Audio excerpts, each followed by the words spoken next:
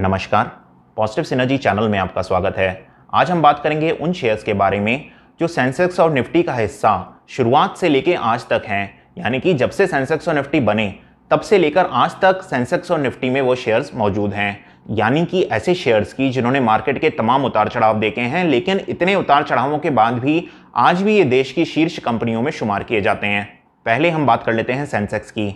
Sensex को शुरू किया गया था 1978 में और इसमें 30 टॉप कंपनीज को स्थान दिया गया था अलग अलग सेक्टर्स की जो इस सेंसेक्स को बनाती थीं। सेंसेक्स की बेस वैल्यू थी 100 और अब इतने साल बाद 42 साल गुजर गए सेंसेक्स को बने, लेकिन उन 30 कंपनियों में आज भी 7 कंपनियां ऐसी हैं जो सेंसेक्स में अपना स्थान बनाए हुए हैं। तो सबसे पहले उन 7 कंपनियों के नाम जान लेते हैं। वे 7 कंपनियां हैं Reliance industries, Larsen and Toubro, ITC, Mahindra and Mahindra, Nestle India, Hindustan Unilever और टाटा स्टील। उस समय भारत में बैंकिंग का विस्तार नहीं हुआ था, इसलिए सेंसेक्स में एक भी बैंक को स्थान नहीं मिला। साथ ही IT सेक्टर तो उस समय था ही नहीं, इसलिए सेंसेक्स में IT सेक्टर की भी कोई कंपनी नहीं थी। फर्टिलाइजर, टेक्सटाइल, होटल, शिपिंग आदि कुछ कंपनियां जिनका वेटेज उस समय सेंसेक्स में था, उनका वेटेज आज सेंसेक्स में नहीं है। उस समय की दिग्गज 30 कंपनियों में से 8 कंपनियां या तो बंद हो गई या पेनी शेयर बन गई। अन्य कंपनियों की जगह भी अन्य शेयर्स ने और अन्य सेक्टर्स ने ले ली। उन 30 में से खाली ये 7 कंपनियां ही हैं जो आज तक अपना स्थान शीर्ष शेयर्स में बनाए रखने में कामयाब हो पाई हैं। अब हम बात कर लेते हैं निफ्टी की। निफ्टी भारत का दूसरा महत्वपूर्ण इंडेक्स है और यह अलग अलग सेक्टर्स की टॉप 50 कंपनियों से बना है। इसकी शुरुआत की गई थी 1995 में और इसकी बेस वैल्यू ली गई थी 1000 यानी 1000। निफ्टी की जब शुरुआत की गई थी तो उस समय जो इसमें 50 कंपनियां थीं, अगर आज से उनकी तुलना करें तो आज उन 50 में से सिर्फ 12 कंपनियां ही निफ्टी का हिस्सा रही हैं।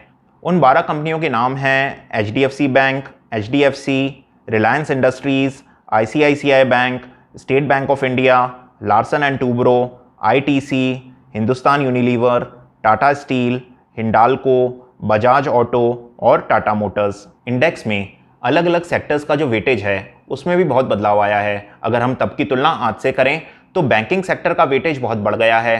IT सेक्टर जो नहीं था वह आज एक प्रमुख सेक्टर है। उसी तरह सर्विसेज, फार्मा, टेक्नोलॉजी, इन सब का वेटेज पिछले 25 सालों में बढ़ता गया। अन्य कई सेक्टर्स जिनका उस समय बहुत वेटेज था जैसे टेक्सटाइल, फर्टिलाइजर, एग्रीकल्चर, इनका वेटेज अब निफ्टी में कम हो गया है। इस 25 साल के निफ्टी के सफर में कुछ कंपनियां तो खत्म हो गईं, कुछ कंपनियां दूसरी कंपनियों में मर्ज हो गईं और कुछ कंपनियां ऐसी हैं जिनकी प्रासंगिकता तब उस समय बहुत थी लेकिन आज भी प्रासंगिक नहीं रही। ऐसी बहुत सी कंपनियां हैं जिनकी जगह नई कंपनीज और नए उभरते हुए सेक्टर्स ने ले ली है। जो कंपनियां शुरू से अब तक निफ्टी और सेंसेक्स का हिस्सा बनी हुई हैं वह लिस्ट मैंने अभी आपके साथ शेयर करी। इन कंपनियों ने तमाम उतार चढ़ाव देखे हैं और ये आज भी देश की शीर्ष कंपनियों में बनी हुई हैं। आने वाले सालों में हो सकता है इस कोरोना संकट के बाद इनमें से कुछ कंपनियां इस लिस्ट में ना रहें। इस लिस्ट को इस समय शेयर करने का मकसद यह था क्योंकि आज निवेशक ऐसी कंपनियां ढूंढ रहे हैं जो मजबूत हों और यह कंपनियां सालों से टिकी हैं जो इनकी मजबूती दिखाता है।